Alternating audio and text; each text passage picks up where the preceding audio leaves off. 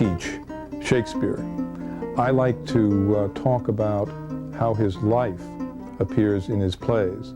Many people will talk about a play and how it might have related to his life or his times. This would hold true of plays like Hamlet, where his son was named Hamlet. He wrote 2 plays about twins, and he had twins. So what I'd like to do is describe his life in Stratford and how it took him to London in relationship to the famous plays. The plays are much more autobiographical than we have thought. This is discernible by looking into the records in Stratford and the legal records in London. So I'd like to remind people that about Shakespeare's background, that his grandfather was a farmer, and his wife's grandfather was a farmer also, and they, in fact, those families met as Shakespeare's father actually rented some land from Shakespeare's mother's family, the Ardens. Shakespeare's father becomes mayor of Stratford. He holds all the judicial offices, and he lends money, borrows money, and he goes into considerable debt. In that process, he has to give up, in the form of a mortgage, Asby's estate that came to his marriage as a dowry from his wife Mary. This was to be Shakespeare's inheritance, Asby's estate, and he mortgages it to an uncle named Edmund Lambert, for 2 years. It's £40 in return. When it comes to his wanting the land back, he owes other debts to the uncle. As a result, Edmund Lambert retains what was to be Shakespeare's estate. And clearly in Hamlet, there's a line, land so by his father lost, in reference to Fortinbras rummaging through Denmark. This is clearly a reference to Shakespeare's own loss of lands to his uncle. And when you get to King Lear, Edmund in King Lear steals land from his brother. So that throughout Shakespeare's plays, there are references to this episode. Shakespeare's father does not receive Asby's, and Shakespeare decides to go to London through higher courts to try to get it back. One of his first plays is called Comedy of Errors, and it has twins, as he by then himself, after marrying Anne Hathaway, had twins, Susanna and Hamlet. And in that play, he refers to a process known as fine and recovery. And he puns on it. It's a fine thing, recover the lost hair for a bald man. This is punning on the process by which, when he goes to London, he can pay the fine for the land and recover the land that's his. But by the time he goes, in Court of Common Pleas, they don't recognize the transfer as a mortgage, a sale, and so they say that he cannot receive the land back. And this rankles. He's going to court just as in Merchant of Venice. They try to get to pay a bond. He now has money enough to pay for the land and get it back, but he can't get it back by law. And when he comes to write, around this time, Midsummer Night's Dream, the opening lines are how the moon wanes, like a dowager aunt using up a young man's revenue. Well, exactly the year 1594 when the play is written, he's trying to get money to get the land back, and a dowager aunt who will die a year later, will leave him the money, but too late for when he needs it, for the payment. So each of his plays seems to begin with a reference to his personal moment or history. All his plays are copies or versions of previous plays or things in literature. And so he's getting going by getting angry about something and then putting that at the beginning. And by the end of the play, resolving it in some way. And As You Like It, it begins with a brother holding land from a younger brother, from an older brother. And by the end of the play, an uncle returns the land, restores the lands that were lost. That's exactly what he hopes to get from his uncle. So a number of the plays have that thread at the beginning of, even in Hamlet, the notion that somebody's leapt betwixt me and my office, that I should be ruling and not my uncle, Claudius in Hamlet. And a need for money for a bond or to pay back a debt. Timon of Athens is all about Shakespeare's father's loss of money. But by the time he goes to London, he has his twin children and he has his firstborn, Susanna. In 1594, Shakespeare's 10-year-old son, Hamlet, dies.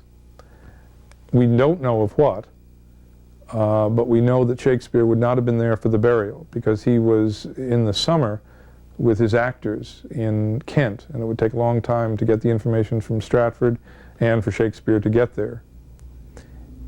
Shortly after that, he composes Twelfth Night. And Twelfth Night is about twins, but it's about non-identical twins, which of course Shakespeare had, one male, one female, and it is about the female, the surviving twin, searching for the presumed dead brother. By the end of the play, he does survive, he returns, but that's again that wish fulfillment in Shakespeare, where he tries to make his son return, and in the Merchant of Venice, they win the case and get the money back. He writes his plays to get things back that he loses in life. So, going from Stratford to London after burial, or buying his house in Stratford with the money he's now earned from the theater, he, as he crosses Clopton Bridge, is burdened with the things of his life that he will talk about and try to work out in his plays.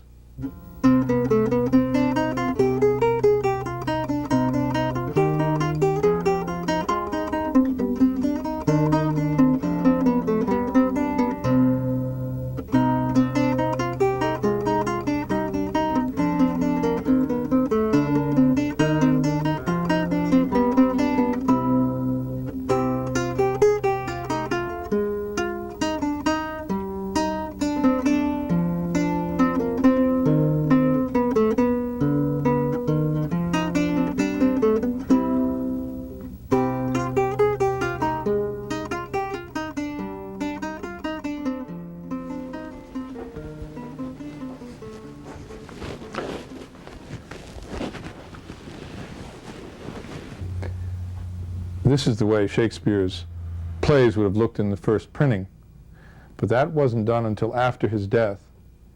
He was concerned with writing plays in manuscript and giving them to the actors, and he was also at the time with the theater part owner, so he was concerned with the financial affairs.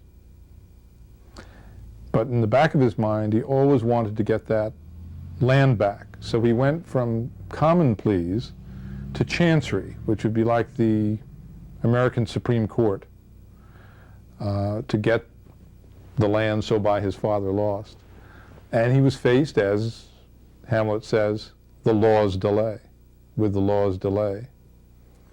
The person he pursued this with was a master of chancery, William Lambarde, and we have a record that he saw Merchant of Venice in Paris Garden in London. So that Shakespeare knew that not only was he kind of acting out his own family concerns and resolving them to his satisfaction, but people in the law and politics and theater who knew him would see that he was doing this, and he might indeed affect law, as eventually he did.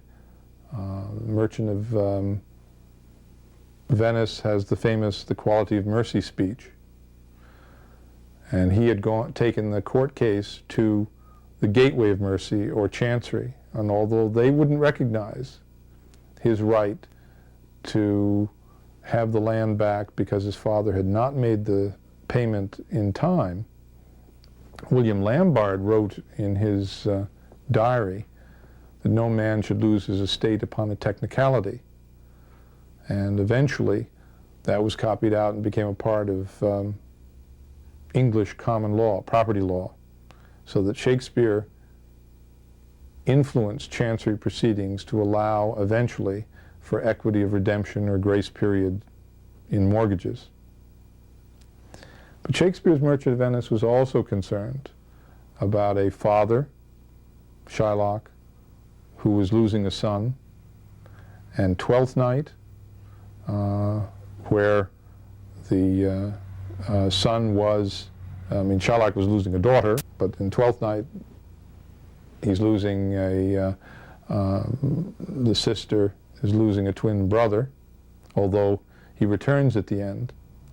Then Shakespeare writes Hamlet, a play about and named after his son. Shakespeare himself, his own brother records, acted as the ghost in Hamlet, when the play by the playwright is about his the loss of his son, and he keeps saying, remember me, in the play. And finally at the end he can waft his son to, the angels waft him to his rest. So in a sense he's putting his own loss out of his mind, finally. Shakespeare would take the loss of his son Hamlet and the loss of his land and put them into the text of his play, the very play that he himself would act the ghost of. Let me read you where that passage appears. Well ratified by law and heraldry did forfeit with his life all those his lands which he stood seized of to the conqueror, against the which a moiety competent was gauged by our king, which had returned to the inheritance of Fortinbras, had he been vanquisher, as by the same covenant and carriage of the articles signed, his fell to Hamlet.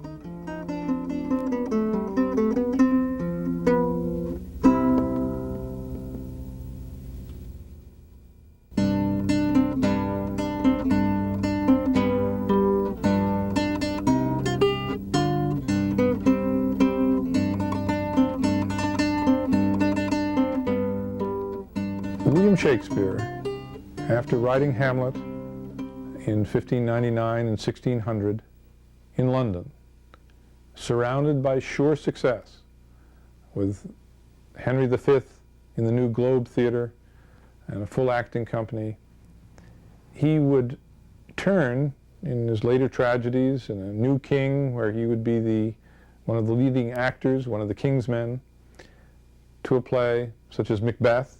And even there he says that no son of mine inheriting, says Macbeth, in reference to Banquo, and a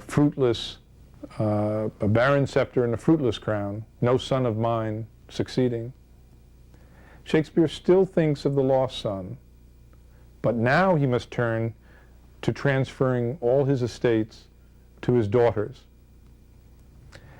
With the death of his father around Hamlet and his mother around the writing of Coriolanus, he begins to think of these daughters, and therefore figures reminiscent of Ophelia start to come to the fore in Desdemona, in Othello, and Cordelia in King Lear, and the women in Winter's Tale, and finally The Tempest.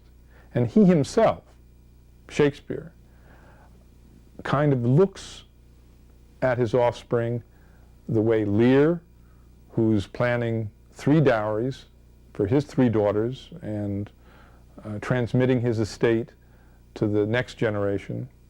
Shakespeare's also concerned with that. We know that the year that he wrote King Lear, he's working with legal documents in London as a witness to a dowry set up by his landlord, whose daughter Mary claims that her father was tampering with. So that Shakespeare himself earlier had experienced not receiving land from his mother Mary, witnesses a dowry for another Mary for his landlord. Then he writes a play, King Lear, about 3 dowries, and he's concerned about 2 in his own life. Also in King Lear, Edmund, same name as the uncle who held the land that was supposed to come from his father to Shakespeare, also steals or keeps the patrimony in King Lear. Shakespeare also talks about sexual slander in Measure for Measure, and attempted adultery in As You Like It, All's Well That Ends Well, and in Measure for Measure. That oddly enough, Shakespeare's own favorite daughter, who is now married a well-known doctor back in Stratford, has false slander brought against her, and Shakespeare goes to court and excommunicates the false accuser. So that Shakespeare's willing not only to put some of the law into his plays from his own life, but if anyone acts like some of his villains in his own plays, he's willing to go to the law to handle that. Shakespeare's preoccupation with daughter figures in his last plays culminates in The Tempest, where it's a clear reference to his retirement or the end of his life, where Prospero says, "I will bury my book, break my staff, and every third thought will be toward death." But Shakespeare retires to Stratford. He knows he's going to do productions for the king, and he eventually does Henry VIII, which celebrates the birth of his grandchild, and also an Elizabeth, daughter of Susanna, his firstborn and favorite daughter. That he goes to Stratford and will live 6 more years after 1610, and his major works are over, but not the court case and not what happens to his daughter Judith, who was the twin of Hamlet. And that we'll have to disclose by looking closer at activity in Stratford.